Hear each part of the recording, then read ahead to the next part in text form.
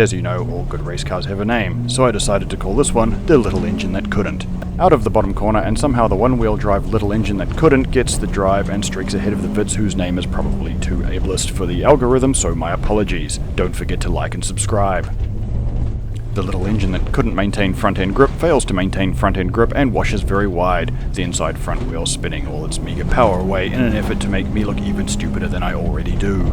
My apologies for Adam's Motorsport New Zealand approved helmet cam. I didn't try very hard to dissuade him. I get the Echo into the first of many ill-advised and frankly overkill tank slappers on the way into the start-finish. But Adam decides to prove he has a brain even smoother than mine, and oversteers like a total noob, I mean champion, I mean valued member of the grassroots motorsport community. Don't forget to like and subscribe.